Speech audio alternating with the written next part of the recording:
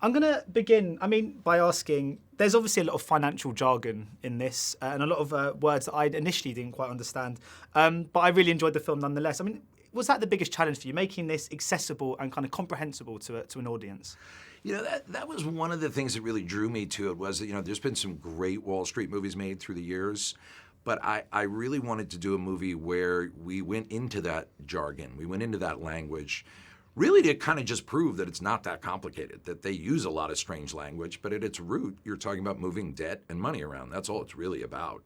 So I felt like that was essential to this movie, that, the information was tied to the characters' journeys, and I really like that about it. So what you just said, I found to be true. Like, yes, there's a lot of the terms I don't quite know, but you get the shape of it. You understand the story of what happened and what the dynamics were. And, there's a lot of people in the United States would tell you that, it's too complicated, don't worry about it. Because it's very creatively kind of done as well. It's quite meta. It sort of blurs the line between kind of fiction and reality. There's moments where it will say, here's Margot Robbie in a bubble bath to explain it to you, for example.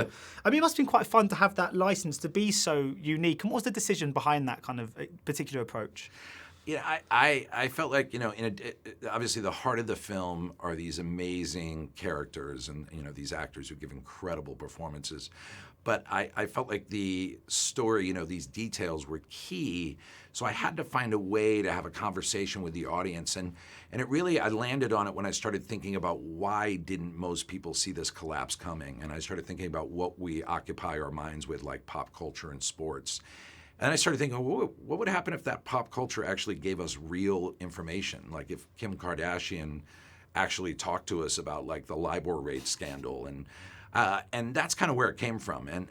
So I looked for people that had a sense of humor, but yet were part of the pop culture, like Selena Gomez and Anthony Bourdain and Margot Robbie. They're all really funny, cool people, so they were completely on board for it.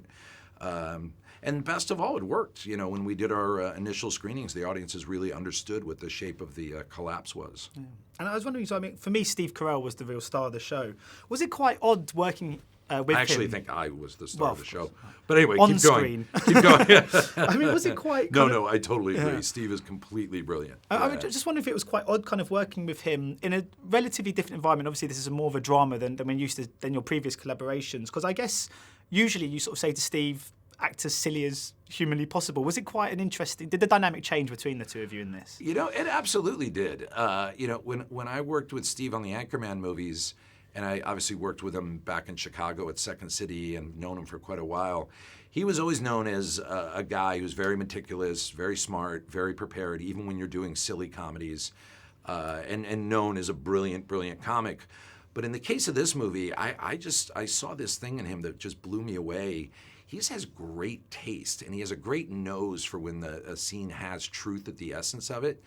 And we would do takes that were really, really good, and he would go, no, there's more there. There's more there. So it's like a dogged pursuit for sort of that truthful moment.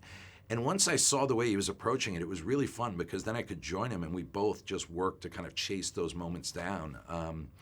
Yeah, he's tireless is what he is, and then his instincts are so good. And nothing against your previous films at all. I love all of them. But comedies, by their very nature, aren't generally considered in the kind of award season. They're not usually in that conversation. Yeah. But this one is. Is that something you're quite excited about? It must be quite a sort of new experience to have all these kind of speculation, I guess, for various awards. Yeah, it's fun. I'd be lying if I said it wasn't flattering.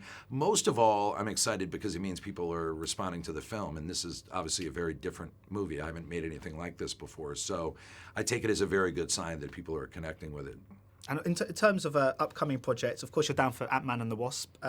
What can we expect from that one? I know the plot's very much under wraps, but how can we expect the kind of the story to go? And can we expect a slightly different kind of tone to the movie? They haven't officially brought me on that yet, but I told Kevin Feige that I'm there, man. I love Marvel. I'll do anything over there. We've kicked around some ideas for other projects, but Paul and I have spoken about it. So I'm sure at some point I'll jump in and maybe do a rewrite with Paul, or maybe not. But yeah, I'm excited about that one. I'm so proud and happy of that with that first Ant-Man, and just so happy for Rudd and Peyton Reed. So I'm excited they're doing a sequel. And just finally, I spoke to you at the Anchorman sequel junket as well, and we spoke very briefly about the Stepbrothers sequel.